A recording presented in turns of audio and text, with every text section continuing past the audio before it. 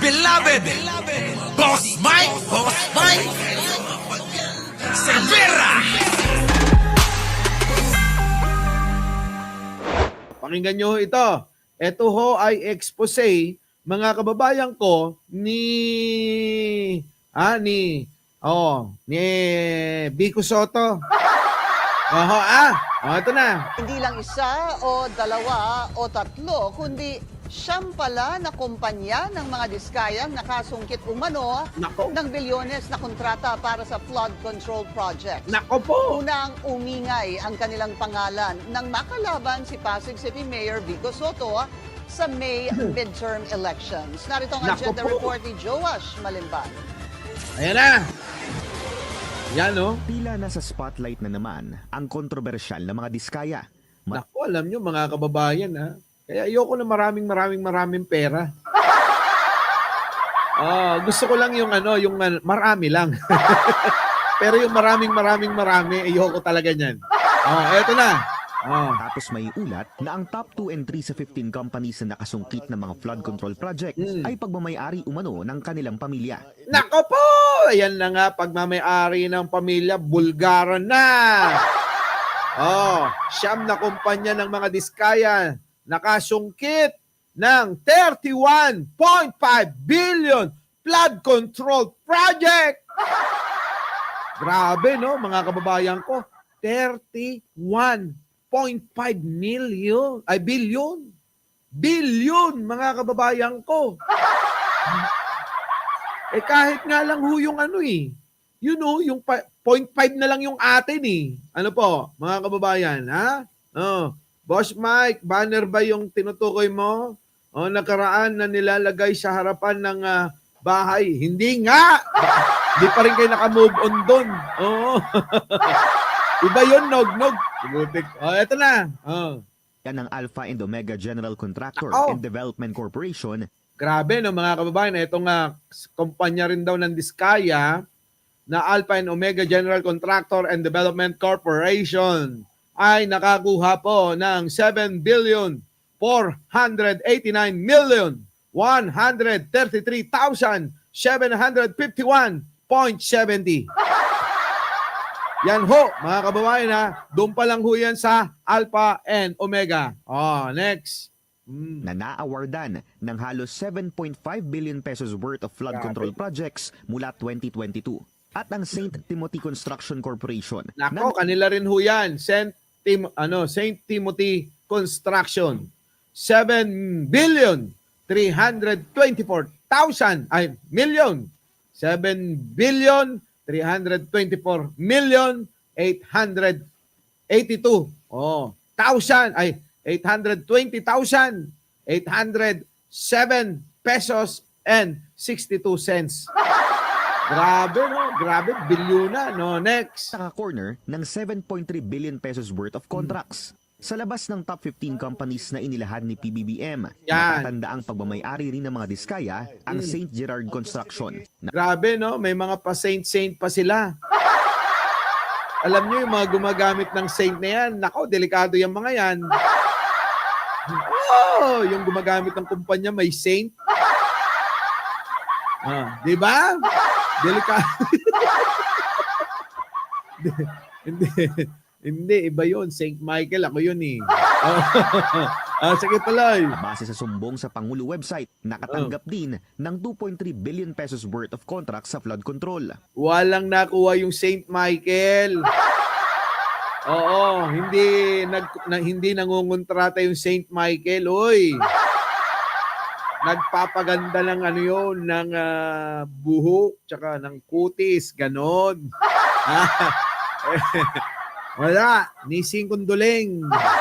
Walang nakuha si St. Michael. Baka si Michael lang. Gago to sige na, tuloy. Kung susumahin ang kinita ng tatlong kumpanya, aabot sa 17.1 billion pesos ang natanggap ng mga diskaya mula sa pamahalaan. Tatlo pa lang yan, mga kababayan. Siyam ang kumpanya nila. Di ba? Siyam ang kumpanya nila. Ang mag-asawang Sara at Curly Diskaya ang may-ari ng St. Timothy Construction Corporation. Lumaban at natalo si Sara sa pagkaalkalde ng Pasig nitong nakaraang midterm elections. Nako. Kung sa social media ng dating kalaban sa pwesto ng mga Diskaya Ayan na, eto na. Vico Soto, ano bang ginawa mo? Ayan, oh. na si Pasig City Mayor Vico Soto, tila hindi lang tatlo ang kumpanyang hawak ng mga Diskaya. Nako, grabe mga kababayan ko, pinakyaw na nila. Parang branch lang mga kababayan ng parlor Parang branch lang ng barberya mga kababayan. Oo. Pwede pala 'yon. Yung napakarami mong marami mong kumpanya para mangontrata sa gobyerno, no? Grabe. Base sa calling cards na ito, at least 9 na kumpanya ang konektado sa pamilya. Grabe, no? 9 na kumpanya ang konektado sa pamilya, mga kababayan ko. Tapos lahat ay, mga kababayan, St. Michael lang yun, walang Cervera. Ano ba, Roman? Oo, St. Michael lang. Hindi, walang biro. Meron akong kumpanya, St. Michael talaga. Oo. O yan na nga walang biro no joke po, no joke. Meron talaga akong kumpanya na St. Michael ang pangalan. Kasama ko nga doon si Ebe. St. Michael and Eves. Wala na ho si Adan kasi ako na pumalit eh. Totoo. Meron na ako kumpanya. Pangalan ganon. St. Michael and Eves. Di ba? Di pinalitan ko na si Adan. Saan pa kayo niyan? Kaya wag na kayong magtaka. Wag na kayong magtaka kung bakit yung mga jowa ng iba na pupunta sa akin talaga.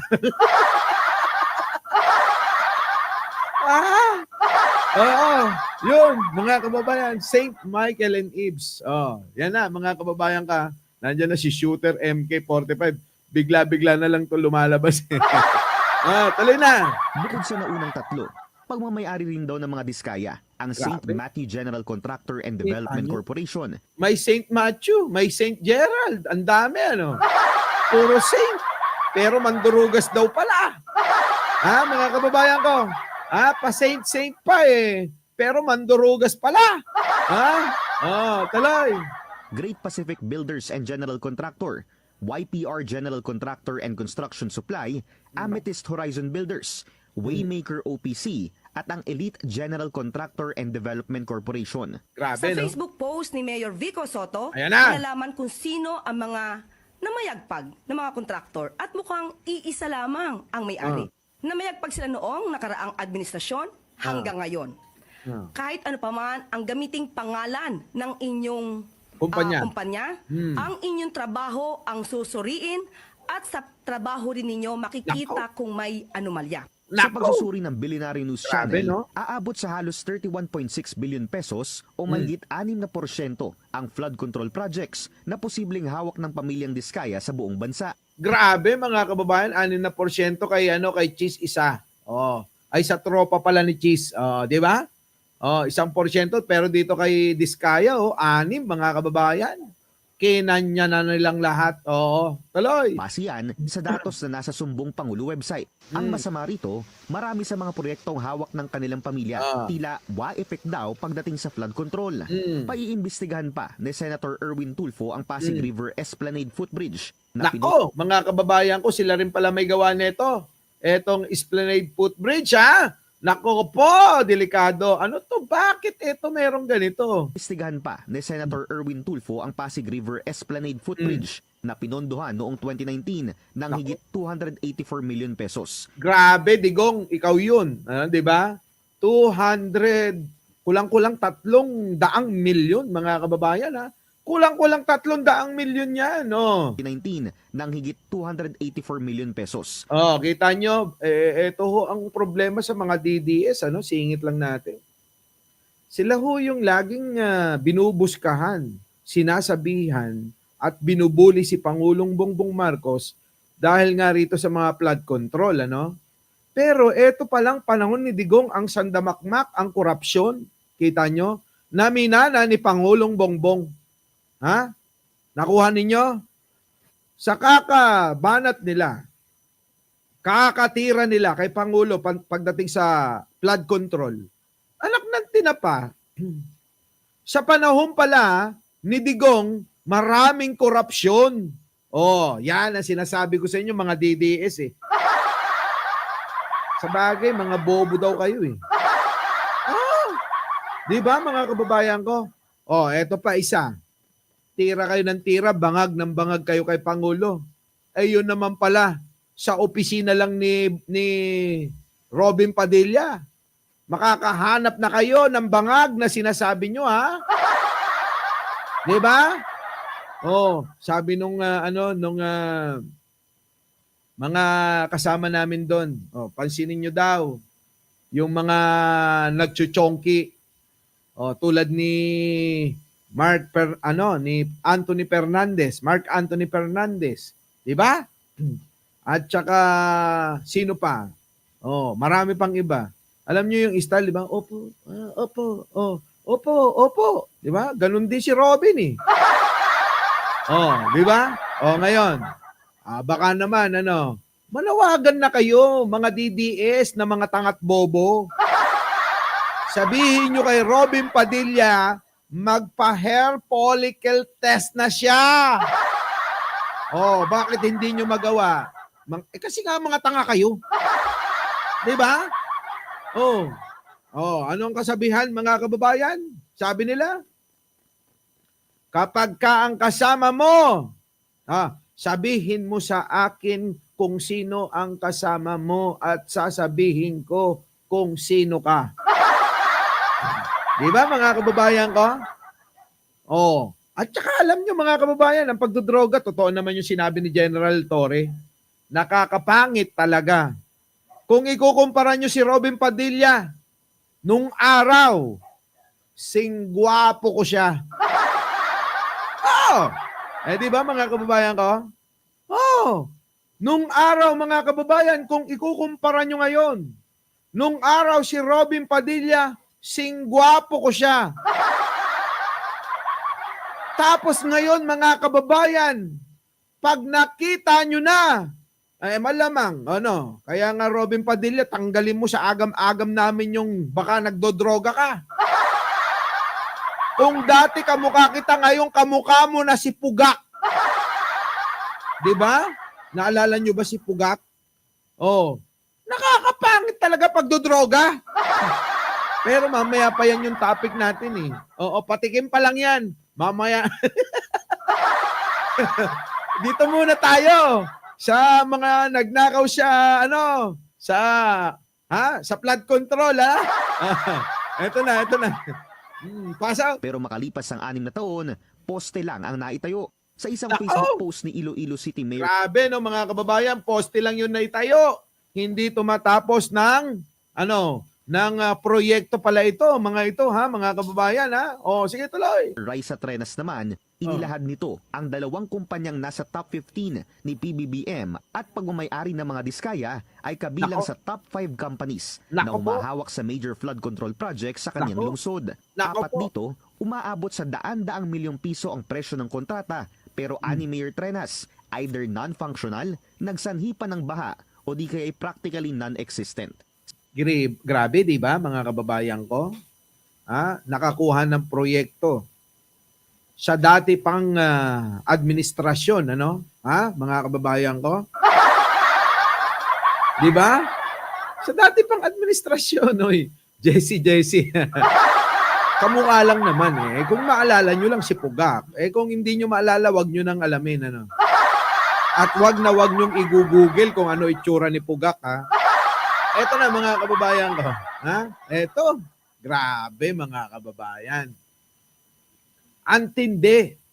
Yung mga proyekto neto pala, netong Diskaya, maraming hindi natapos siya. Yan po ay panahon ni Digong mga kababayan. Kaya yan tuloy dyan sa Esplanade na poste lang yung naitayo, pero daan-daang milyon. Ang presyo, mga kababayan ko, grabe, Hindi pa natapos ito. Kung sa akin ibibigay yon, sabi ko sa inyo, baka pati yung, pati yung tulay sa Mindoro, papagawa ko. Grabe. Di ba? Tuloy. Sinubukan naming kunin ang panig ng mga diskaya pero hindi pa sila sumagot sa aming mga mensahe. Paano sasagot yan? Malamang nagtatago muna at nagpapalamig yan. Baka mamaya umaareglo kung kani-kanino yan, labas pera, no? Labas na pera. Tuloy. Ayon kay PBBM, patuloy ang magiging investigasyon sa daan-daang bilyong pisong flood control projects ng kanyang Grabe. administrasyon. Yan Lalo na. na't marami umano rito nagiging instrumento para sa korupsyon ng ilang mga nasa kapangyarihan.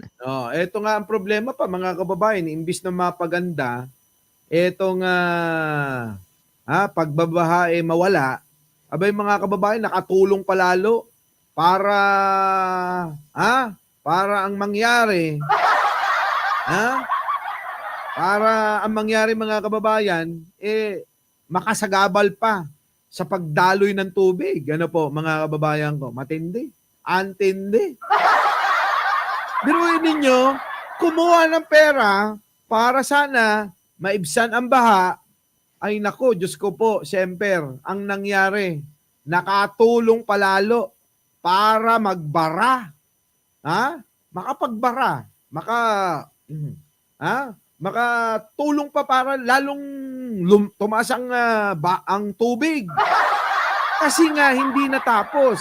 Kasi nga hindi baka siguro nasira, lalong bumara. Imbis na tuloy-tuloy yung daloy, wala. Sira yun nga yung sinasabi ko sa inyo kasi mga kababayan ko. Dito sa flood control, matindi talaga korupsyon dito. Alam nyo kung mga kababayan, yan po ay nadadaya nila yung mga materyales sa ilalim ng lupa, ang kakapal ng mga muka. Di ba? Our beloved Boss Mike! Boss Mike!